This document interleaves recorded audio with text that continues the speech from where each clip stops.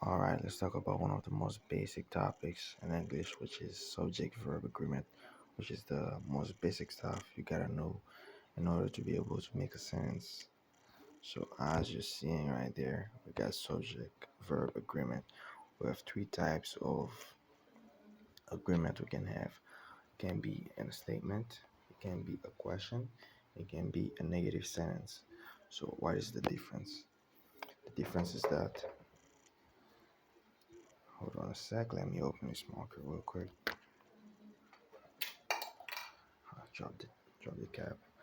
And a statement is going to be subject plus verb plus object. See that? And a question is gonna be auxiliary plus subject plus verb. And a negative sentence is gonna be subject plus auxiliary plus not plus verb and plus the object if it applies. So let me try to give you an example sentence for each one. In a statement, what is a statement? Is when you say something like, it's not a question, it's not a negative sentence like, I am hungry. That's a statement. I'm just stating a fact. I want to go to the movies. He went to the bathroom. She's having dinner right now. These are all statements. So let's just say,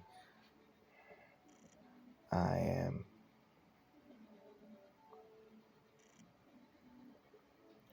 hungry.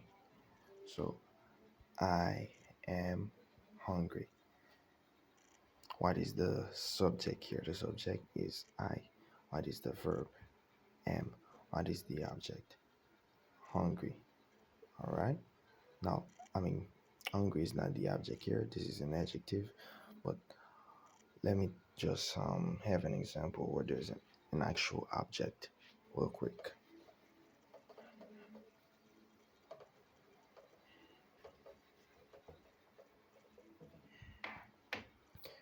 Okay, I am eating dinner. All right, I am eating dinner. What is the subject?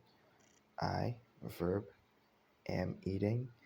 This is the auxiliary because this is the present continuous tense, the ing form. So this is the whole verb, auxiliary plus the verb. So this is the verb.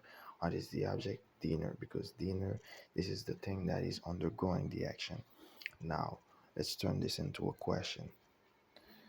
First of all, we gotta have the um the subject, I mean the auxiliary, the subject, and then the verb. But remember, we have an object here, so we gotta use the question word what first of all.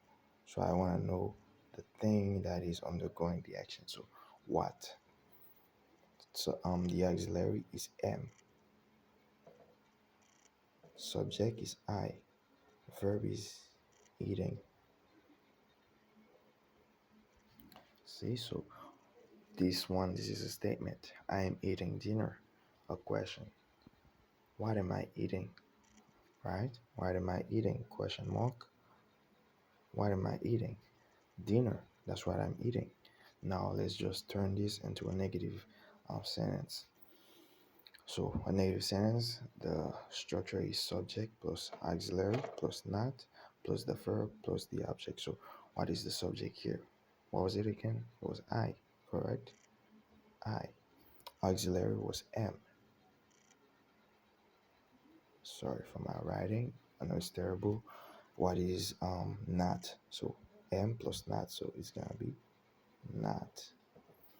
Verb eating, ing form, because this is the present progressive tense. Object dinner. That's what we're talking about, right? Talking about dinner. So I am not eating dinner. So this is the most basic stuff you gotta know in English, whether you're a beginner or an advanced learner. This is the core structure in English. I mean, in almost every other language like French, Haitian Creole, Spanish. So a lot of languages use this common structure, but this one in English, it's very important to know it. In a statement, you want to go subject plus verb plus object. Question, you reverse everything. You put the auxiliary, then the subject, then the verb. But because there's an object here, we gotta find the identity of this object. What is it? If it was a person, I would have said who. Like, let's just say, for the sake of this video, I am eating a person. I could have said, what am I eating? Or I could have said, who am I eating? Let's just say I specified I'm eating Jack. Jack is a person. I can say, who who am I eating? I'm not a cannibal, obviously, but just for the the sake of demonstrating what I mean by using the question word what, who. I mean, there are plenty of question words. We have what, who, which, when, where, what else? Whom. This is not really a question word though, but it's the WH word, All of these words they start with WH. So this is the one